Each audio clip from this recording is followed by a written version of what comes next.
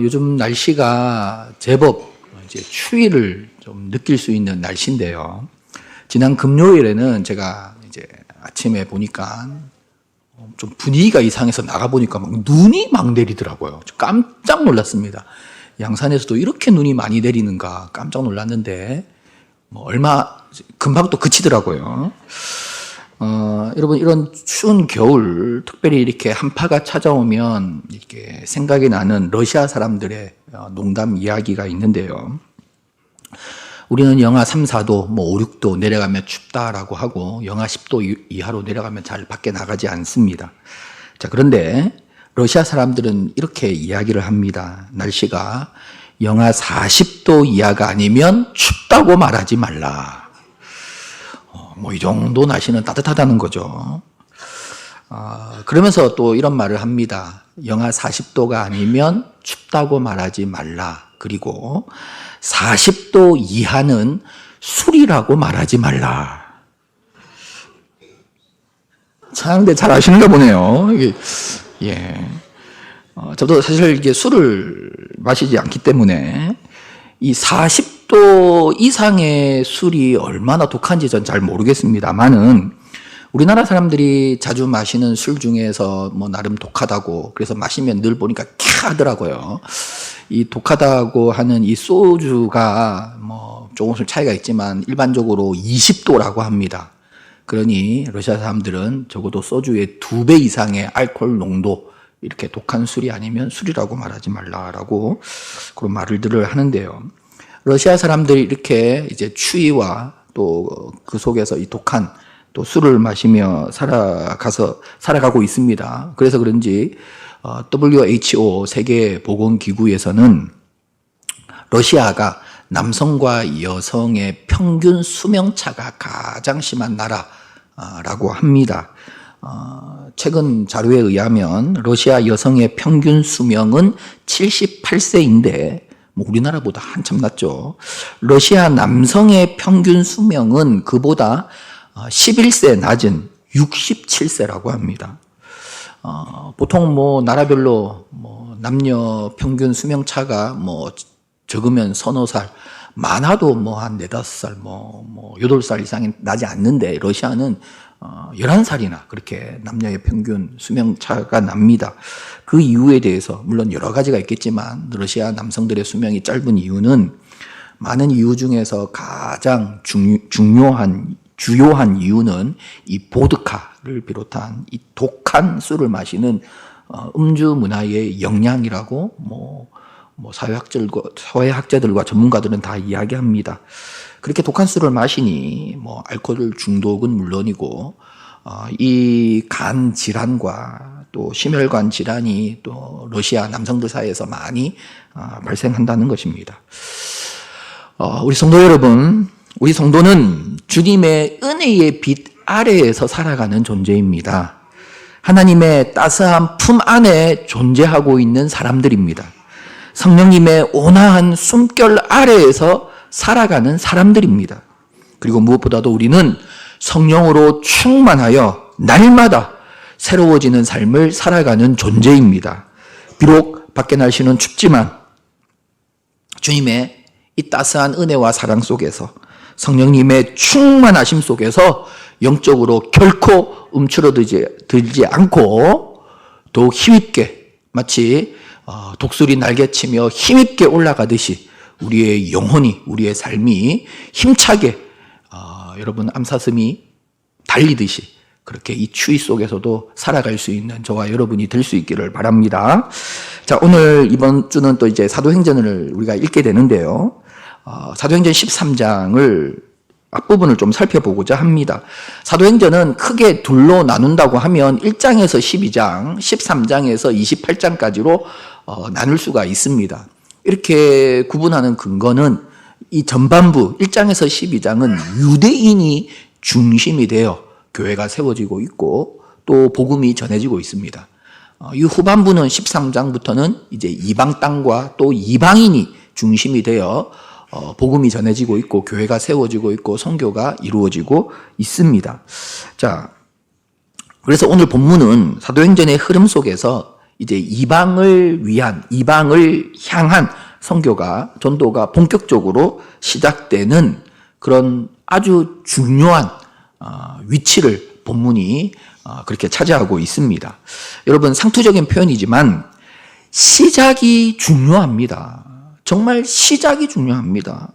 전에도 한번 말씀드렸지만 제가 우리 교단의 신대원이 천안에 있기 때문에 천안에 이제 입학을 하고 또 이제 천안으로 이제 가게 되는 그런 상황 속에서 저는 이제 막 대중교통을 오래 타는 걸 별로 안 좋아해가지고 그때 또 여러 가지 그런 어떤 시기도 되었고 해서 천안 가까이에 있는 교회를 위해서 기도했는데 교수님이 소개를 해주셔가지고 대전에 있는 교회에 이제 사역을 시작하게 되었는데요.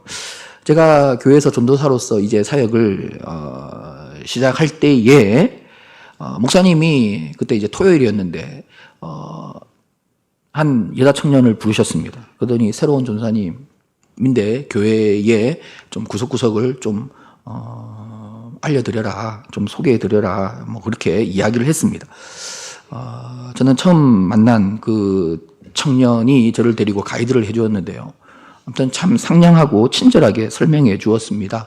이 첫 만남, 이 초면에 굉장히 상냥하고 또 친절했던 그 청년이, 여자 청년이 참 고마웠고 좋은 인상으로 남게 되었습니다. 그 첫 만남이 참 고마웠고 인상이 좋았던 그 청년이 누구신지 아시죠? 예, 제 집사람입니다. 여러분, 시작이 정말 중요하다는 것입니다. 그런 측면에서 시작이 반이다라는 속담은 굉장한 설득력이 있습니다.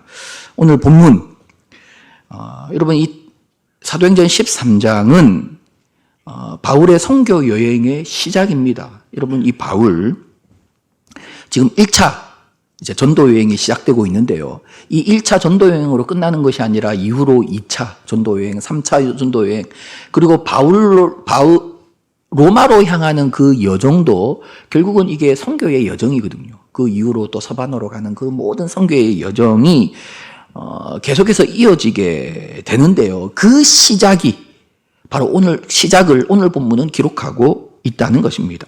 자, 그래서 본문의 내용을 잠시 설명해 드리면 이 바울, 또 사울이라고도 하죠. 바울과 바나바는 1차 선교 여행의 첫 행선지로서 성령님의 이끄심 속에서 구브로로 가게 됩니다. 구브로, 헬라어로는 키프로스입니다. 그리고 영어로는 사이프러스라고 그렇게 부릅니다. 이 섬이 굉장히 큽니다. 그래서 제가 면적을 알려드리면 9,251 제곱킬로미터인데요. 아마 감이 안 오실 것입니다. 그래서 우리나라 제주도 여러분 크기 대충 아시죠? 1,850 제곱킬로미터거든요, 제주도가. 그래서 제주도의 5배인 섬. 예. 우리 양산으로 비교하면 여러분 양산이 우리 신도시, 뭐 북정, 또 물금, 뭐 범어, 증산 요것뿐만 아니죠. 상북, 하북, 또 석산, 사송, 또 건너편에 덕계, 서창, 뭐 우리 양산이 어마어마하지 않습니까? 이 양산의 면적이 485제곱킬로미터인데요. 이 양산 전체 양산이 20개 있어야 이 구브로 섬 크기가 되는 거예요. 그러니까 이 섬이 어마어마하게 크죠. 자, 이 섬의 수도가 이 바보.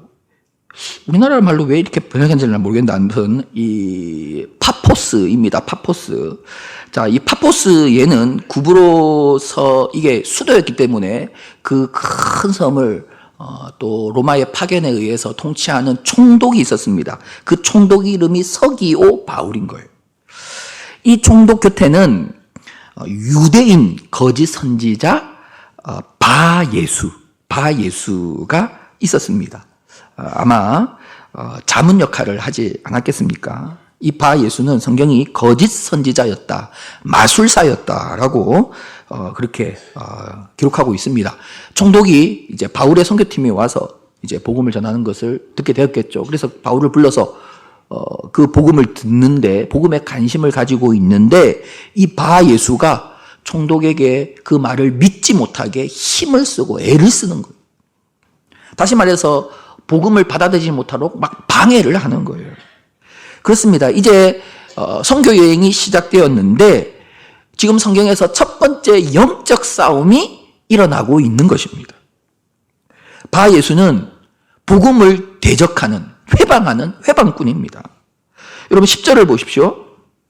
바울이 이 마술사를 향하여 이렇게 부릅니다. 모든 거짓과 악행이 가득한 자요, 마귀의 자식이요, 모든 의의 원수여, 그 다음에 주의 바른 길을 굽게 하는 자라는 것입니다. 그렇습니다. 바울은 이 바 예수와 이 선교의 시작에서 만나게 됩니다. 이 선교 여행의 첫 영적 전투가 일어나게 됩니다. 여러분, 처음이 중요하거든요. 이 1차전이 중요하거든요. 이 1차전의 결과에 따라서 이후로 펼쳐지는 여러분 사도행전의 역사, 선교 여행의 흐름이 완전히 바뀌게 되는 거예요. 만약에 여기서 1차전의 이 첫 번째 영적 전투에서 거짓 선지자 이 바 예수에게 바울이 패했다고 하면 이 1차 전도 여행은 실패로 돌아갈 확률이 높거든요. 그러면서 이후로 2차 전도 여행도 3차 전도 여행도 과연 실패했다면 이어지겠습니까? 자, 그렇기 때문에 오늘 본문에서 펼쳐지는 이 첫 번째 전도 여행 중에서 바 예수와 바울이 이 영적 싸움을 싸우는 어떻게 보면 이 첫 번째 싸움, 이 1차전이 굉장한 중요한 의미와 또 위치를 차지한다는 것입니다. 자, 그렇다면 이 1차전의 결과가 무엇인가? 11절과 12절을 보십시오. 보라, 이제 주의 손이 내 위에 있으니 내가 맹인이 되어 얼마 동안 해를 보지 못하리라 하니 즉시 안개와 어둠이 그를 덮어 인도할 사람을 두루 구하는지라. 이에 총독이 그렇게 된 것을 보고 뭐라고요? 믿으며 주의 가르치심을 놀랍게 여기니라. 바울이 이 영적 싸움에서 바 예수에게 선포를 했고 그 선포대로 바 예수는 맹인이 되어 자신을 인도할 사람을 막 찾게 되는 거예요. 이 모든 광경을 총독이 보면서 바울이 전한 복음을 믿는 거예요. 뭡니까? 결과적으로 바울의 압승입니다. 자, 그렇다면 바울이 이 중요하고 치열한 첫 번째 전투에서 압승할 수 있었던 비결이 무엇인가? 여러분, 우리 또한 하루를 새롭게 시작하며 살아가지 않습니까? 한 주간을 새롭게 시작하며 살아가지 않습니까? 또 한 달을, 또 1년을 그렇게 새롭게 시작하며 우리의 삶은 그렇게 살아가게 되는데요. 여러분, 우리는 시작에서부터 여러분 압도적인 승리로 그 하루를 시작하고 그 한 주를 시작하고 그 한 달을, 그 1년을 살아갈 수 있는 자들이 되어야 합니다.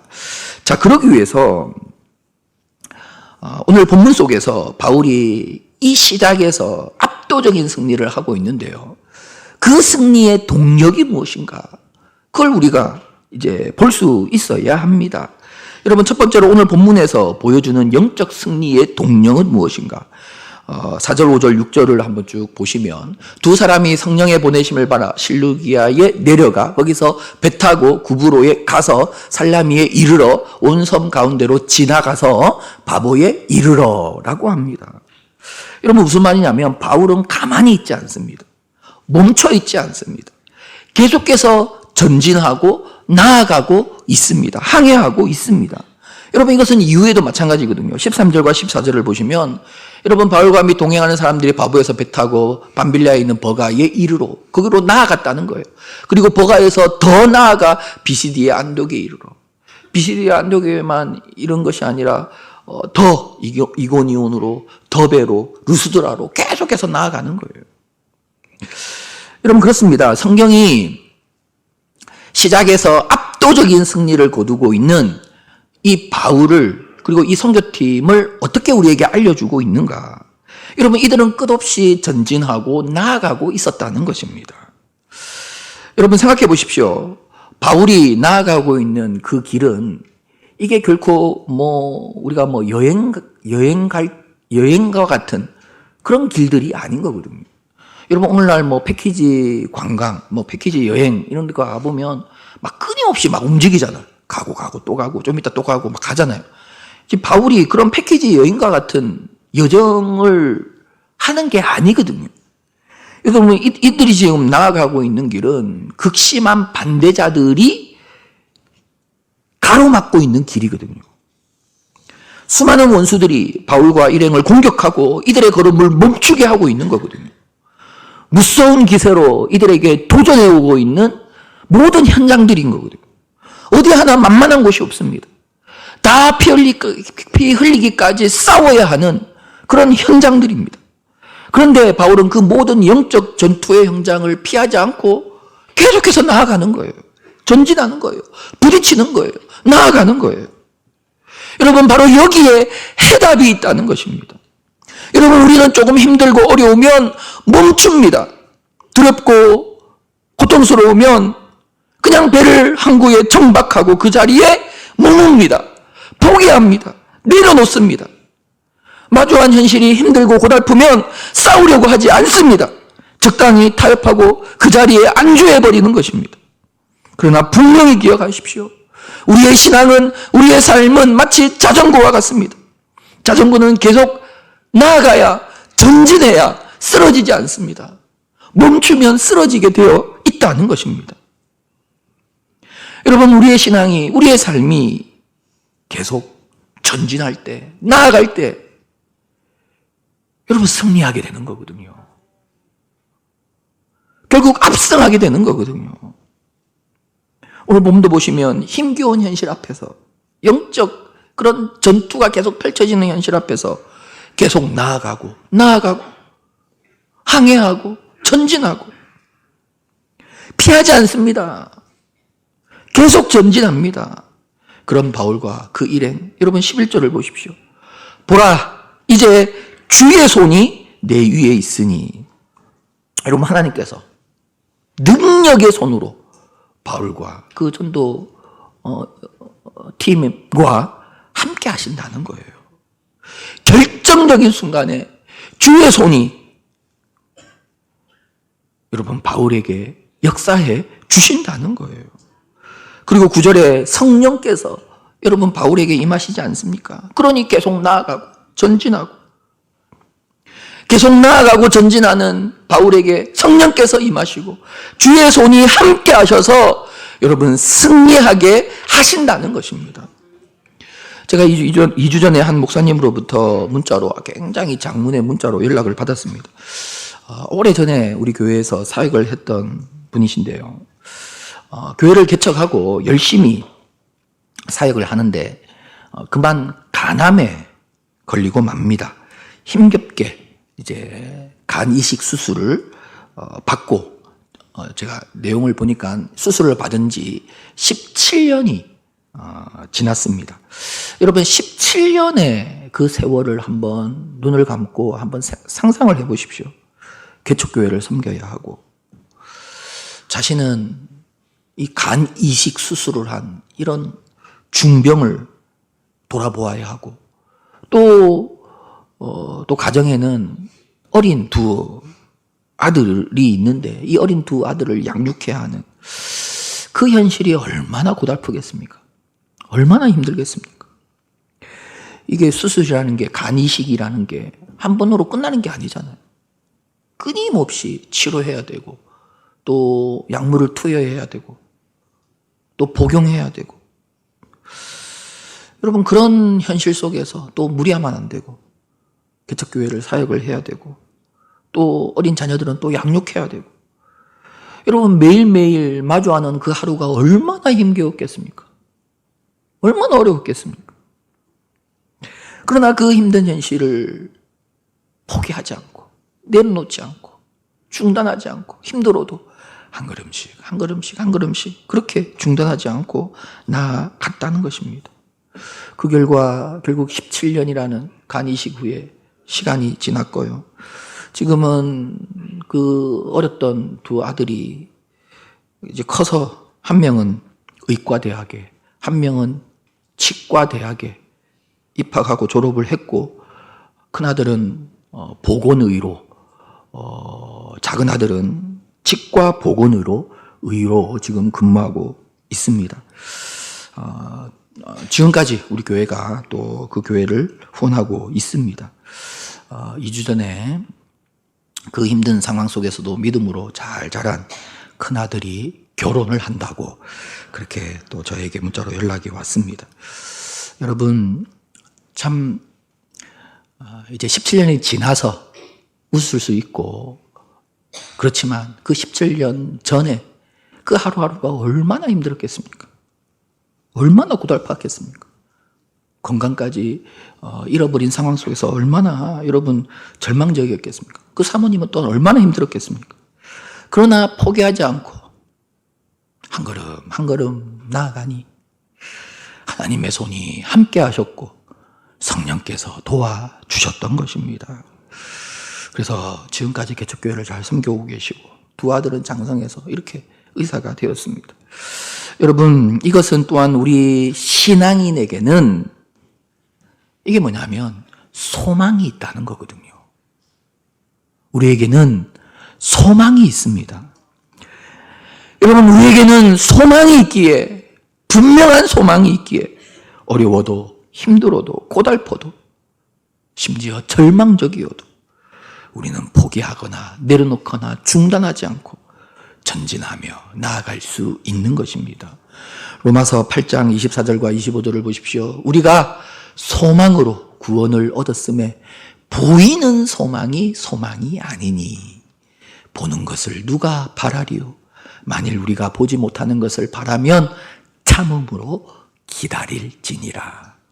여러분 보십시오. 소망은 보이지 않습니다. 여러분, 우리의 삶에 바로 앞에 보이는 무엇이 있다면 그건 소망이 아니에요. 소망은 보이지 않습니다. 여러분, 우리의 현실은 절망입니다. 고통입니다. 낙심입니다. 어려움입니다. 그러나 분명한 것은 보이지 않지만, 그러나 우리에게는 확실한 소망이 있다는 것입니다. 하나님이 우리에게 소망이 되신다는 것입니다. 그러니 절망과 같은 현실도 우리는 포기하지 않고 내려놓지 않고 거부하지 않고 걸어갈 수 있는 거예요. 여러분, 우리는 믿음과 함께 소망을 가진 존재입니다. 그러니 어떤 현실의 문제 앞에서도 우리는 믿음이 있고 동시에 소망이 있기에 우리는 즐거워할 수 있다라고 바울은 우리에게 말하고 있습니다. 로마서 5장 3절과 4절을 보십시오. 다만 이뿐 아니라 우리가 환난 중에도 뭐라고요? 즐거워하나니. 왜 그렇습니까? 환난은 인내를, 인내는 연단을, 연단은 뭐라고요? 소망. 여러분, 우리에게는 소망이 있거든요. 보이지는 않지만 여러분, 소망이 있습니다. 그래서 이 환난이 결국 인내로 나타나고 연단으로 나타나 결국 소망이 되는데, 그래서 우리가 이 환난과 같은 이 현실을 거부하지 않고 포기하지 않고 주저앉지 않고 이 환난과 같은 현실을 속에서 한 걸음씩 전진해 가면 이 환난과 같은 현실이 소망으로 나아가는 징검다리가 되는 거예요. 한 걸음. 여러분, 이 징검다리가 없으면 우리는 소망이 우리의 현실이 될 수 없는 거예요. 소망이 우리 손에 붙잡히지 못하는 거예요. 고난이라는, 절망이라는, 실패라는, 고통이라는 혼란, 그런 현실이 우리에게는 소망으로 나아가는 징검다리가 되는 거예요. 그러니 우리는 멈추지 않고 전진해야 하는 거예요. 나아가야 하는 거예요. 더 나아가야 하는 것입니다. 물론 바울처럼 때로는 환난을 만나죠. 조롱도 받죠. 돌에 맞을 때도 있죠. 파선도 당하고 굶주림도 찾아오고 옥에 갇히는 것도 찾아오죠. 그러나 포기하지 않고 나아간다면, 전진해 간다면 소망의 하나님이 우리와 함께 하십니다. 주님의 그 능력의 손이 우리를 붙잡아 주십니다. 그래서 때로는 피할 길을 주십니다. 감당하지 못할 또 환난은 또 허락하지 않으십니다. 그리고 우리에게 도움이 되시고, 여러분 방패가 되시고 힘과 능력이 되어 주시는 것입니다. 여러분, 그럴 때 우리는 점점 현실 앞에서, 문제 앞에서, 또 영적인 어떤 그런 고난 앞에서 계속해서 이겨나가는 거죠. 승리의 삶이 익숙해지는 거죠. 그럴 때 결정적인 바 예수 앞에서도 우리는 압도적인 승리를 할 수 있다는 것입니다. 여러분, 토끼와 거북이 이야기 잘 아시지 않습니까? 아무리 빨라도 이 멈추는 사람, 중단하는 사람, 승리할 수 없거든요. 그러나 아무리 늦어도 포기하지 않고 중단하지 않고 끊임없이 나아가는 사람, 전진하는 사람, 여러분 그 사람이 승리하는 것이 아닙니까? 여러분, 우리 모든 성도들이 우리에게 주어진 현실이 힘들고 어려워도 고달파도 우리에게 주신 소망이 있습니다. 하나님이 우리의 소망이 되십니다. 그러니 주저하지 않고 우리 미래의 소망으로 나아가는 이 징검다리인 고난과 같은 현실을 능히, 여러분 그 앞에서 능히 전진할 수 있는, 나아갈 수 있는, 더 나아갈 수 있는 저와 여러분이 될 수 있기를 바랍니다. 자, 오늘 본문이 보여주는 바, 바울이 압도적인 승리를 할 수 있었던 비결은 또한 무엇인가? 한 가지만 더 생각해 보면, 이 1절에서 3절, 바울이 이제 전도 여행을 떠나기 전의 상황을 보여주고 있습니다. 이 안디옥 교회의 지도자들을 이제 알려주고 있는데요. 이거 뭐 12월 마지막 주에 사실 살폈던 본문이라서, 바나바, 시므온, 뭐 루기오, 마나엔, 이 사울, 뭐 마나엔 같은 경우에는 왕족이나 굉장히 높은 귀족이었고요. 이 또 시므온은 니게르, 흑인이었죠. 그래서 이 사람들의, 이 지도자들의 이제 출신 성분이 완전히 다르고, 또 자라온 배경이 완전히 다르고, 수준이 완전히 다른 거예요. 너무 다양해요. 너무 달라요. 인종도 다르고. 여러분, 안디옥 교회는 지도자들이 이렇게 다양한 배경을 가진 사람들이었다. 다양한 배경이라는 게 서로 너무 달라도 막 극과 극으로 다른 사람들이었다는 거예요. 지도자들만 그렇습니까? 성도들도 마찬가지고요. 여러분, 우리 교회도 다양한 성도들이 있기 때문에 정말 극과 극의 사람들이 많이 있거든요. 자, 그런데 이 안디옥 교회, 특히 이 바울과 바나바를 비롯한 이 안디옥 교회가 왜 그리스도인이라는 칭호를 처음으로 듣게 되었습니까? 왜 하나님은 이 안디옥 교회를 통해서 세계 선교 역사를 시작하십니까? 이 안디옥 교회에 있었던 그 수많은 차이와 다름 속에서 그런 발생하는 많은 갈등들, 많은 분쟁들, 이 모든 것들을 바울과 바나바는, 그리고 안디옥 교회는 다 이겨냈다는 거예요. 분쟁이 찾아올 때마다, 갈등이 있을 때마다 믿음으로, 말씀으로, 다 기도로 이겨냈다는 거예요. 여러분, 2절과 3절을 보십시오. 주를 섬겨 금식할 때에 이에 금식하고 기도하고, 여러분, 이들은 일상 속에서 늘 기도하고 금식하며 그런 문제들, 일상 속에서 나타나는 그런 모든 일들을 이겨냈다는 거예요. 특별한 상황 속에서도 이겨냈다는 거예요. 기도하며 금식하며. 이건 무슨 말인가? 여러분, 이들은 이들의 일상 속에서 자신을 준비하며 철저하게 이 내적 싸움에서 승리해 왔다는 거예요. 일상 속에서 늘 영적 싸움을 할 때에 승리를 통해서 영적 근력을, 영적 근육을 키워왔다는 것입니다. 여러분, 치열한 일상의 삶이 있었다는 것입니다. 그러니 갑자기 나타난 이 바 예수와 같은 대적 앞에서도 능히 승리할 수 있는 것입니다. 여러분, 이 안디옥 교회 지도자들, 그리고 이 안디옥 교회에 얼마나 많은 갈등, 싸움이 있었겠습니까? 그걸 믿음으로 다 이겨내는 거거든요. 여러분, 승리는 결코 한 방에 이루어지지 않습니다. 옛날에 권투도 보면, 여러분, 진정한 승리는 이게 한 방에, 시작하자마자 그냥 한 방에 이루어지지 않습니다. 그런 경기는 진짜 천에 하나, 만에 하나 있을까 말까 하고요. 대부분의 공격은 수없이 공격과 방어가 이루어지고 있는 거거든요. 그래서 수없이 상대편의 어떤 공격을 통해서 승리가 이루어지고, 이 공격도 그냥 그 경기에서만 나타나는 공격이 아니거든요. 그 공격의 이면에는 일상에서 수많은 연습과 훈련과 노력, 또 스파링, 이런 것들이 수없이 있어 왔거든요.